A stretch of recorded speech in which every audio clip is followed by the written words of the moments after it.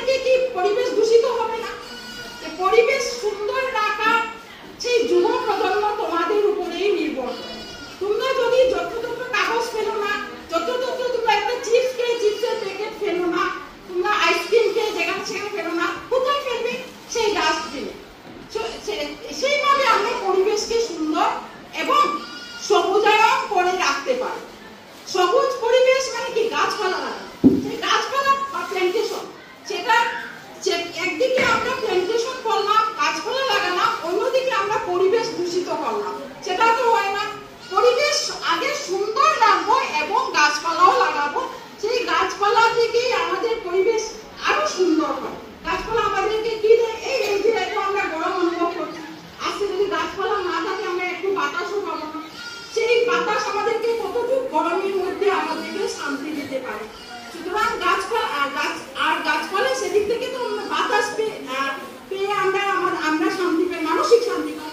তাছাড়া দেখো গাছপালা কি দেয় আমাদেরকে? অক্সিজেন দেয় আর কার্বন ডাই অক্সাইড অ্যাবজর্ব করে। তার মানে গাছপালা আমাদের কতটুকু দরকার লাগানো।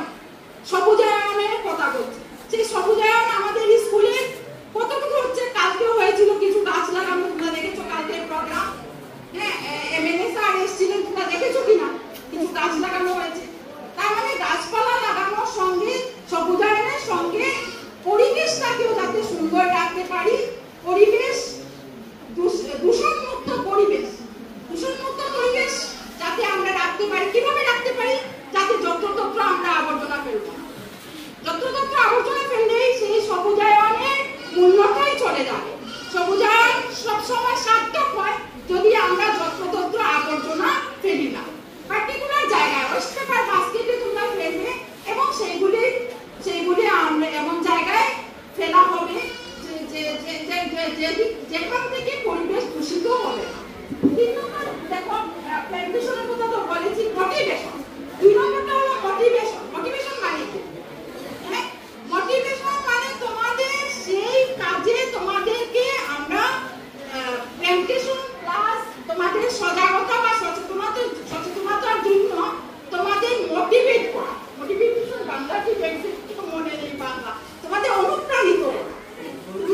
তোমরা যাতে এই কাজে তোমরা অনুপ্রাণিত কিভাবে হবে? আজকে আমরা এই ক্লাসে এই বুনিয়াদী একটা প্রোগ্রাম চলছে, আমরা লেকচার দিচ্ছি, ঠিক ক্লাস থেকে বেরিয়ে তোমরা সবকিছু ভুলে যাবে তা না। তোমাদের সেই বিষয়ে তোমাদের অনুপ্রেরণা সবসময়, যে স্যার ম্যাডাম কি বলেছেন সেই অনুপ্রেরণা তোমাদের থাকা দরকার। স্যার ম্যাডাম বলেছেন আমরা এইভাবে যত্রতত্র আবর্জনা ফেলবো না, তারপরে আমরা গাছ লাগাবো। গাছ লাগালে হবে না, গাছের যত্ন করবো, জল দেব, গাছগুলি বড় হবে, হাওয়া দেবে আমাদেরকে, এবং আমরা কি হাওয়া দেওয়ার পরে কি গরমে কি করবো? আমরা আরাম পাবো, অনেক আরাম পাবো। সুতরাং তোমাদের সেই অ্যাওয়ারনেস, মোটিভেশন এন্ড প্ল্যান্টেশন তিনটা অঙ্গাঙ্গি ভাবে জড়িত।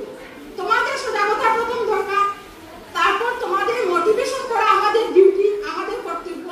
আমি জানি না আজকের এই প্রোগ্রামের পরে তোমরা কতটুকু মোটিভেট বা অনুপ্রাণিত হয়েছো।